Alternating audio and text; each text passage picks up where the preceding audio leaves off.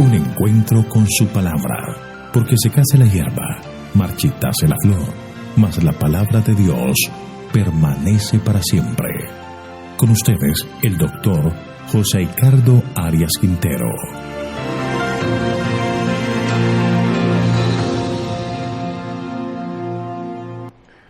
Hoy vamos a estudiar Segundo de Reyes, capítulo 6.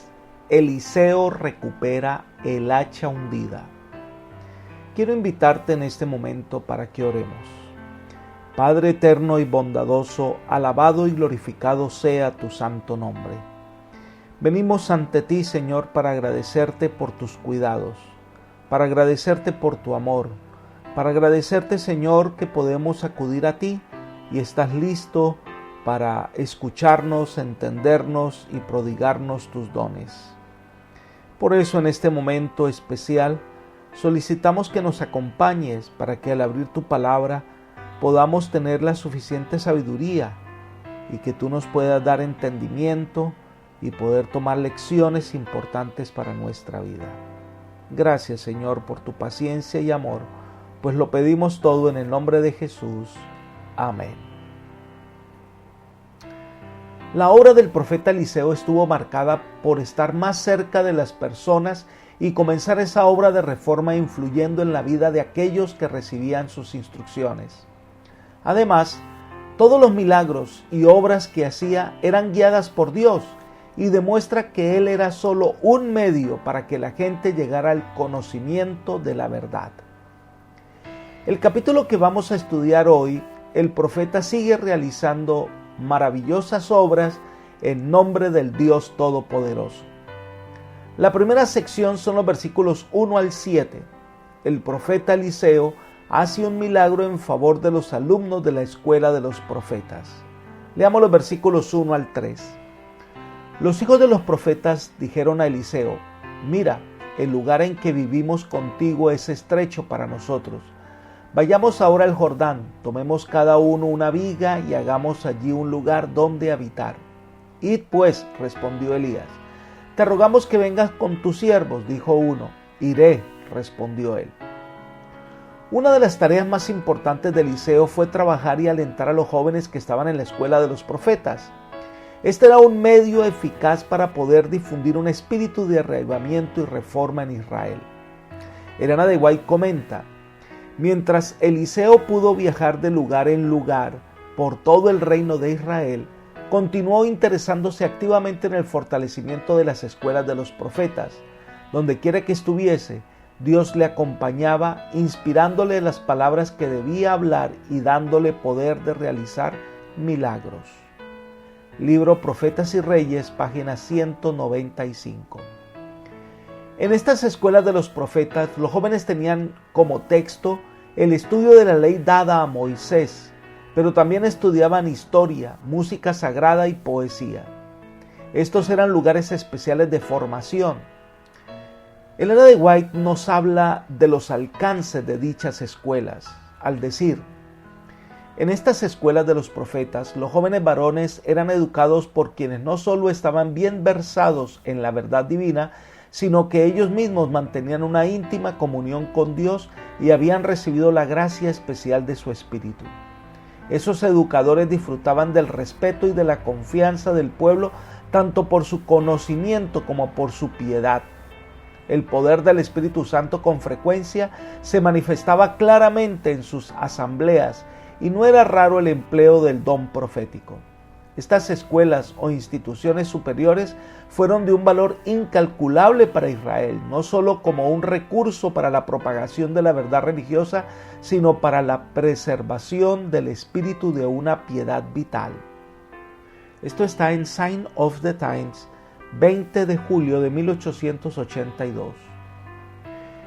Una importante consideración de Eliseo era la tarea que dedicaba para estar y compartir con los estudiantes de estas escuelas. Pero había una escuela donde los alumnos habían crecido y era un lugar estrecho. Tal vez los hijos de los profetas se referían al lugar donde se reunían para escuchar las enseñanzas del profeta. Eliseo no residía habitualmente en una de estas escuelas, sino que la visitaba de vez en cuando durante sus viajes por las diversas comarcas y iba a las diversas escuelas que habían allí. Parece tratarse del edificio donde los alumnos se reunían para sentarse a los pies del maestro. Estaban llegando más alumnos y el lugar quedó pequeño. Los mismos jóvenes vieron la necesidad de un lugar más amplio, así que tomaron la iniciativa de ir y cortar árboles y hacer un lugar que les diera suficiente espacio. Estos jóvenes no tenían miedo al trabajo. Uno de los propósitos de las escuelas de los profetas era dar a los alumnos una preparación práctica para la vida. Se les enseñaba a trabajar como a la gente que los rodeaba, pues no habían de subestimar a quienes tenían la responsabilidad de servir. La preparación manual estaba en perfecta armonía con la educación de la mente y del corazón. Ellos reconocían en Eliseo una persona de influencia y de autoridad, así que solo irían con el visto bueno del profeta. Por eso le preguntan. Y así fue. Pero los jóvenes insistieron que Eliseo los acompañara. Eliseo era un hombre del pueblo. Se sentía en casa tanto con los reyes y los generales, como también se sentía en casa con los trabajadores comunes. Nunca se mantuvo aparte. Donde quiera se presentara la oportunidad de servir o su presencia fuera oportuna, allí deseaba estar. Mientras más grande es el dirigente, tanto mayor es su disposición para servir. Sigamos estudiando este sencillo relato, versículos 4 al 7. Se fue pues con ellos y cuando llegaron al Jordán cortaron la madera. Pero aconteció que mientras uno derribaba un árbol, se le cayó el hacha al agua y gritó diciendo: «¡Ah, Señor mío, era prestada!». «¿Dónde cayó?», preguntó el varón de Dios. Él le mostró el lugar. Entonces Eliseo cortó un palo, lo echó allí e hizo flotar el hacha. «Recógela», dijo Eliseo. El otro extendió la mano y la recogió. Eliseo sale con los jóvenes al campo y ellos comienzan a cortar los árboles para que pudieran tener un lugar más amplio para recibir instrucciones. Pero un joven que trabajaba allí, el hacha se le cayó en el agua. Él entonces, espantado, dijo: «¡Ay, Señor mío, era prestada!». No pretendía con ello que Eliseo hiciera un milagro, sino que su expresión era de pesar, porque de seguro que era tan pobre que no podía reponer esa hacha. Eliseo se acerca al joven y le pregunta: «¿Dónde cayó?». Eliseo era un profeta de Dios y por el poder de Dios había levantado a los muertos y había conocido los secretos más íntimos de otras personas. Pero cuando la cabeza del hacha cayó al agua, no supo dónde había caído. Un profeta no sabe todas las cosas. Dios no realizó ningún milagro para informar a Eliseo de la caída del hacha o el lugar donde había caído. El joven le señala dónde había caído el hacha. Entonces Eliseo, sin ninguna explicación, corta un palo y lo echa al agua. En ningún lugar conocemos la razón por la cual Eliseo procedió de esa manera. Pero lo que sabemos es que por intervención divina, el hacha flotó. La devolvió al joven y éste pudo regresar en paz a casa. Hay quienes piensan que un milagro tal es algo trivial y que no necesitaría haberlo realizado. Por la estrechez de su visión, el ser humano puede razonar que solo debería pedirse la intervención divina en las cosas importantes, pero no hay dolor ni pena que sufra cualquiera de los hijos de Dios que estén en la tierra sin que el grande y tierno corazón del Padre sienta compasión por el que está en necesidad. Dios aún responde a las necesidades de sus hijos y obra en favor de ellos. La siguiente sección de este importante capítulo nos muestra el tremendo valor que tenía la obra del profeta para Israel. Esta es la sección que va del versículo 8 hasta el 23. Eliseo y los sirios cuando fracasaron en sus planes. Leamos los versículos 8 al 10.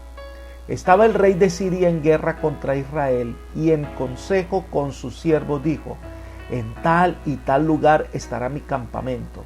Entonces el varón de Dios envió a decir al rey de Israel: «No pases por tal lugar, porque los sirios van hacia allá». De manera que el rey de Israel enviaba gente a aquel lugar que el varón de Dios lo había dicho. Así lo hizo una y otra vez con el fin de cuidarse.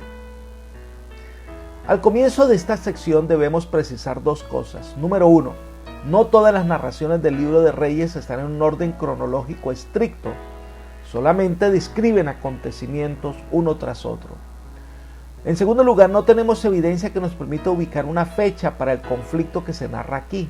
Israel y Siria estaban en un estado de guerra casi continuamente. Si no había un conflicto declarado, se sucedían incursiones fronterizas. No se dan muchos detalles de quiénes son los protagonistas o las fechas, sino que el autor quiere resaltar una verdad importante. Dios guía a su pueblo. Se dice que el rey sirio, que no se menciona su nombre, se reunía en secreto para atacar a Israel, pero lo que ellos pensaban que nadie sabía, Dios lo sabía, y se lo comunicaba al profeta, y el profeta se lo decía al rey, que tomó las medidas correctivas e hizo frente a la invasión siria. El rey se cuidaba y así lograba salvarse y salvar a la nación. Sabiendo de antemano los planes del enemigo, estaba alerta para no caer en sus trampas. Esto despertó una admirable preocupación. ¿Cómo sabían los israelitas los planes del rey de Siria? Leamos los versículos 11 al 14. El corazón del rey de Siria se turbó por esto, así que llamó a sus siervos y les dijo: ¿no me descubriréis vosotros quién de los nuestros está de parte del rey de Israel? Uno de los siervos respondió: no, rey y señor mío. El profeta Eliseo, que está en Israel, es el que hace saber al rey de Israel las palabras que tú hablas en tu habitación más secreta. El rey ordenó: id y ved dónde está, para que yo envíe a apresarlo. Alguien le dijo: está en Dotán. El rey pensaba que era un traidor entre sus hombres, que pasaba todos los detalles de la conversación secreta al rey de Israel. Si esto hubiera ocurrido solo una o dos veces, podría no haber ocasionado alarma, pero era habitual. El rey de Siria se turbó y se propuso saber la causa. Inmediatamente los soldados sirios le dijeron al rey que no se trataba de un traidor ni de un espía, sino que era Eliseo, el profeta de Dios, quien le describía lo que estaba pasando y le informaba al rey. Entonces el rey sirio mandó a apresar a Eliseo, que estaba en Dotán, un pueblo situado en la ruta de las caravanas de Galaad a Egipto, cerca de la llanura de Esdraelón y del acceso a las montañas de Samaria. El rey sirio mandó su ejército para tomar cautivo al profeta. Leamos los versículos 14 al 17. Y el rey envió allí gente de a caballo, carros y un gran ejército, los cuales llegaron de noche y sitiaron la ciudad. El criado que servía al varón de Dios se levantó de mañana y salió. Al ver que el ejército tenía sitiada la ciudad con gente de a caballo y carros, dijo a Eliseo: ¡ay, señor mío! ¿Qué haremos? Eliseo respondió: no tengas miedo, porque más son los que están con nosotros que los que están con ellos. Y oró Eliseo diciendo: te ruego, Jehová, que abra sus ojos para que vea. Jehová abrió entonces los ojos del criado, y éste vio que el monte estaba lleno de gente de a caballo y de carros de fuego alrededor de Eliseo. Como Dotán estaba situada en la ruta habitual de las caravanas, era fácil acercarse a la ciudad con una gran compañía de soldados equipados con carros y caballos. Cuando el siervo de Eliseo, que no se nos da su nombre, pero al parecer, según entendemos, no era Jesse, vio ese gran grupo de soldados que venía para llevarse a Eliseo, pues tuvo temor. El siervo no tenía ni la fe de su amo, ni la fuerza, ni el valor, que son el resultado de la experiencia. ¿Qué vamos a hacer? Eliseo le dice que no tenga temor. Estas son palabras de aliento que constantemente el Señor nos repite para que podamos desarrollar nuestra confianza y fe en Él. Vivimos en un mundo lleno de maldad y constantemente estaremos rodeados de peligros. Satanás hará todo lo posible para que los justos cedan ante la duda y el temor, pero a través de la niebla de la incertidumbre y la duda, aún le llega en forma clara y animadora la voz de Dios: no se turbe vuestro corazón, ni tenga miedo. El profeta le dice que son más los que están con nosotros que con ellos. Cuando un creyente se encuentra rodeado por los enemigos del Señor, siempre puede tener la seguridad de que la fuerza que lo acompaña es infinitamente mayor que la del enemigo. Entonces Eliseo hizo algo para fortalecer la fe de su siervo. Oró para que fueran abiertos sus ojos. Y así fue, y vio lo que el ojo humano no puede ver normalmente. Los ángeles de Dios rodeaban al siervo de Dios. Los carros y caballos que rodeaban a Eliseo eran miríadas de poderosos ángeles enviados por Dios para cuidar a sus siervos. Los ángeles de Dios son los compañeros constantes de los justos. Elena de White dice: entre el siervo de Dios y las huestes de enemigos armados había un círculo protector de ángeles celestiales. Habían descendido con gran poder, no para destruir ni para exigir homenaje, sino para rodear y servir a los débiles e inermes siervos del Señor. Libro Profetas y Reyes, página 192. Esto debe animarnos, porque Dios nunca deja a sus hijos solos. Él está a su lado para poder vencer en el más cruel de las batallas. Eliseo hizo algo interesante. Leamos los versículos 18 al 20. Cuando los sirios descendían hacia él, oró Eliseo a Jehová y le dijo: te ruego que hieras con ceguera a esa gente. Y Jehová los hirió con ceguera, conforme a la petición de Eliseo. Después les dijo Eliseo: no es este el camino, ni es esta la ciudad. Seguidme y yo os guiaré al hombre que buscáis. Y los guió a Samaria. Cuando llegaron a Samaria, dijo Eliseo: Jehová, abre los ojos de estos para que vean. Jehová les abrió los ojos y vieron que se hallaban en medio de Samaria. Ahora vemos que Eliseo ora al Señor para que le diera ceguera a todos estos soldados. No era que fueran a quedar ciegos, sino que de alguna manera no pudieran ver las cosas como eran en realidad. Pero ellos persistían en atrapar a Eliseo. El milagro pudo haber tenido mayores alcances que la ceguera física, a fin de que Eliseo pudiera llevarlos hasta Samaria mientras persistían en el propósito de prenderlo. Así que siguieron a Eliseo sin saber que era él, y no conocieron el camino, y lo ubicó dentro de la ciudad de Samaria. Entonces oró Elías que le abrieran los ojos a estos soldados, y cuando ellos se dieron cuenta, estaban dentro de Samaria. Esto tomó de sorpresa no solo a los sirios, sino también al rey de Israel. Leamos los versículos 21 al 23. Al ver el rey de Israel le preguntó a Eliseo: ¿los mataré, padre mío? Él le respondió: no lo mates. ¿Matarías tú a los que tomaste cautivos con tu espada y con tu arco? Sírveles pan y agua, que coman y beban y que vuelvan a sus señores. Entonces se les preparó una gran comida. Cuando hubieron comido y bebido, los despidió y ellos volvieron a su señor. Y nunca más vinieron bandas armadas de Siria a la tierra de Israel. El rey pidió instrucciones al profeta y no el profeta al rey. El rey llevaba la corona del reino, pero el profeta hablaba en el nombre del Señor. Así que el rey se dirige con respeto a Eliseo y le llama: Padre mío, ¿qué debo hacer? ¿Matarlos? No, se le prohibió al rey que matara a los cautivos, ya que el propósito del milagro no era matarlos, sino al menos en parte abrirle los ojos para que comprendieran que eran totalmente inútiles intentar algo contra un profeta de Dios. Si los cautivos sirios no hubieran vuelto a su patria para contar a sus compatriotas lo que había ocurrido, el propósito por el cual el Señor realizó este milagro no se habría cumplido. Matarlos a sangre fría no hubiese sido bueno para Israel. Aún en circunstancias normales, habría sido un crimen que el rey matara a los prisioneros tomados con su propia mano, pero en la situación presente el crimen habría sido mucho peor y habría dejado muy mal a Israel y a su Dios ante los sirios. En vez de esto, debían darle pan y agua, así que el rey debía tratarlos como invitados y no como prisioneros. Los sirios debían recibir una lección objetiva del poder que la religión de los israelitas tenía para hacerlos benignos y misericordiosos. Entonces hicieron una comida para ellos, una comida abundante y especial. Cuando regresaron a su país, estos sirios eran muy diferentes a como habían sido cuando fueron a prender al profeta. De enemigos se habían transformado en amigos. La comida de la cual habían participado no les había alimentado solo el cuerpo, sino también el alma. Habían aprendido una lección inolvidable. En ese momento cesaron las circunciones armadas de Siria a Samaria. La bondad había sido la mejor arma.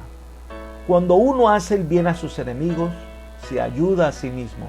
Así también los cristianos Deben amar a sus enemigos y tratar con bondad a quienes les hacen daño. Solo con tal espíritu pueden disiparse la amargura y la contención. Llegamos al final de este grupo de historias de la vida de Eliseo, con los versículos 24 al 33, que nos habla del sitio a Samaria. Este es un momento de crisis nacional. Leamos los versículos 24 y 25. Después de esto aconteció que Ben-Hadad, rey de Siria, reunió todo su ejército, subió y sitió a Samaria. A consecuencia de aquel sitio hubo una gran hambruna en Samaria. Tan duro era que la cabeza de un asno se vendía por 80 piezas de plata y la cuarta parte de un cap de estiércol de palomas por 5 piezas de plata. No sabemos cuánto tiempo pasó entre el incidente anterior y el que ahora se describe. No sabemos qué rompió esa amistad y ese tratado de paz. Lo cierto es que los asirios vinieron y rodearon la ciudad de Samaria a tal punto que nadie podía entrar trayendo alimento del campo. Ben-Hadad, el rey sirio, actuó de una manera fuerte contra Israel. El hambre, que no era extraña para estas tierras, se hizo realidad tanto que la cabeza de un asno se vendía a una suma exorbitante. El asno es un animal inmundo para los hebreos. No se lo comían, pero ante la situación, la cabeza, que era la comida más baja, era vendida como alimento. Y entonces también vendían el estiércol de paloma. Una interpretación más reciente procura explicar que estiércol de paloma se refería a algún producto vegetal muy barato e indeseable, el peor alimento posible para el consumo humano. Tal identificación no puede probarse, pero la Biblia Jerusalén lo traduce así: un par de cebollas silvestres. Lo que se evidencia es una falta de alimento de buena calidad y tuvieron que recurrir a comer esas cosas indeseables. El rey no sabía qué hacer y le presentan un caso por demás muy lamentable, versículos 26 al 31. Al pasar un día el rey de Israel por el muro, una mujer le gritó: «Ayúdanos, rey y señor mío». Él respondió: «Si no te salva Jehová, ¿con qué te puedo salvar yo? ¿Con lo del granero o del lagar?». Y añadió el rey: «¿Qué tienes?». Ella respondió: «Esta mujer me dijo: trae acá a tu hijo, nos lo comemos hoy y mañana comeremos el mío». Cocimos pues a mi hijo y nos lo comimos.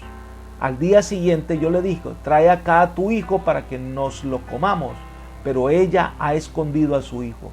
Cuando el rey oyó las palabras de aquella mujer, rasgó sus vestidos, pasó por el muro y el pueblo vio las ropas ásperas que traía ceñidas a su cuerpo. Y el rey exclamó: «Traiga Dios sobre mí el peor de los castigos, y la cabeza de Eliseo, hijo de Safat, queda hoy sobre sus hombros». Hay varios elementos que debemos considerar. Número 1, el muro. Estos eran edificados de tal manera que había una especie de pasillo en el cual se podía transitar El muro también era protegido con unas pequeñas murallas que permitía ver hacia afuera. A lo mejor el rey fue allí a animar a sus tropas y evaluar el asedio. Número 2. Una mujer desde la calle o desde el techo de una de las casas clama al rey para que le haga justicia. Número 3. El rey reconoce su incapacidad. La situación era tal que ni aún el rey podía hacer nada. Joram reconocía francamente que no había ningún recurso a su alcance para aliviar la angustia de la mujer. Si el Señor no le ayudaba, ¿qué podría hacer él en estas circunstancias tan adversas? Número 4. El rey pensó que lo que iba a pedir era comida. Así que pues, él era el rey, debía escuchar la necesidad de esa señora. Número 5. La señora le dice que habían cocido a su hijo. A Israel se le había advertido por medio de Moisés que si se apartaba de Dios sería víctima de circunstancias tan amargas que los padres comerían la carne de sus propios hijos e hijas. Y se estaba cumpliendo ante la vista del rey. Número 6. Esta mujer llegó a un pacto con otra. Ambas tenían hijos. Se comerían primero a uno y después al otro. Y así hicieron, pero la otra escondió al niño. No cumplió su pacto. Difícilmente puede imaginarse una acusación más desgarradora y a la vez horrible. En su terrible situación, las dos mujeres habían hecho un trato espantoso. Y ante una situación tal, ¿qué podía hacer el rey? Número 7. Ante esta situación el rey rasgó sus vestidos en señal de dolor e indignación. No podía ordenar a la mujer que hiciese aparecer a su hijo para que se lo comieran. Tampoco estaba en condiciones de poner fin a esta terrible angustia. Se rasgó los vestidos, no por pesar o arrepentimiento como lo hizo su padre, sino por horror y consternación. Quizás con este acto trataba de buscar que Dios apaciguara su castigo contra la ciudad. Y finalmente el rey se levanta en contra del profeta y hace un juramento en que quería la cabeza de Eliseo. Eliseo había instado al pueblo a arrepentirse y sin duda le había dicho con claridad que si no se apartaba de sus pecados y volvían al Señor de todo corazón, podían esperar dificultades y angustia. El rey estaba irritado contra el profeta y procuró culparlo por la continuación del sitio y del hambre. Lo mismo hizo Acab, culpar a Elías por la sequía en vez de reconocer sus faltas y volverse al Señor. Así que envió mensajeros para traer a Elías. Los últimos 2 versículos de este capítulo, versículos 32 y 33. Leamos. Eliseo estaba sentado en su casa y con él estaban sentados los ancianos. El rey había enviado un hombre, pero antes que el mensajero llegara, Eliseo dijo a los ancianos: ¿no habéis visto cómo este hijo de homicida envía a cortarme la cabeza? Mirad pues, cuando llegue el mensajero, cerrad la puerta e impedidle entrar. ¿Acaso no se oye tras él el ruido de los pasos de su amo? Aún estaba hablando con ellos cuando el mensajero descendió a donde él estaba y le dijo: ciertamente todo este mal viene de Jehová. ¿Qué puedo esperar ya de él? Eliseo se encontraba en su casa y habían venido los ancianos de la ciudad. Es probable que en ese grupo no solo estuvieran comprendidos los dirigentes de la ciudad, sino también los nobles y jefes de todo el país. Como tales, eran los más respetados y dignos ciudadanos del estado. En esta hora de emergencia, habían ido a la casa de Eliseo, sin duda, para pedir consejo y ayuda. El peligro inminente les había hecho reconocer el poder de Jehová y recurrir a su profeta. Ahora, Joram quería matar a Eliseo y mandó a un hombre para que lo decapitara. Pero antes de que llegara, el Señor previno a Eliseo de las intenciones del rey para que los dirigentes del país se enteraran claramente de todo. Eliseo le dice: ¿no habéis visto cómo este hijo de homicida envía a cortarme la cabeza? Acab, padre de Joram, no solo era culpable de la sangre de Nabot, sino también de la de los profetas que perdieron la vida por orden de Jezabel con pleno consentimiento de él. Así que el título le quedaba bien. El verdugo ya estaba en camino, pero Eliseo no mostró ninguna preocupación. Era profeta del Señor y sabía que su vida estaba en las manos de Dios y no a merced de hombres malvados. Entonces Eliseo le dice que le impidan entrar, es decir, debían cerrar la puerta y hacer fuerza contra ella para que no pudiera entrar. El profeta no había hecho nada para merecer la muerte, ni se le había sentenciado crimen alguno. Como mensajero del cielo, tenía todo el derecho de dar esas instrucciones, aunque constituyeran una contraorden a lo que el rey había mandado. Entonces aparecen las últimas palabras de este capítulo, que no se sabe si fue el mensajero o el rey que las pronunció. Ciertamente todo este mal viene de Jehová. ¿Qué puedo esperar ya de él? Las palabras pronunciadas reflejan el parecer del rey. Estaba airado contra el profeta y contra el Dios que ese profeta representaba. Declaró que las dificultades por las que pasaba el país habían venido de Dios, quien debía hacerse responsable de esa culpa. Ya que no podía descargar su ira contra Dios, Joram la dirigió contra su profeta. Joram, en vez de buscar su reconciliación con Dios, se ubica en contra de Dios y de su profeta. Siente que no tiene esperanza de salir de esa situación y descarga su ira sobre el mensajero. Qué terrible es la ceguedad del ser humano y su falta de sabiduría y entendimiento.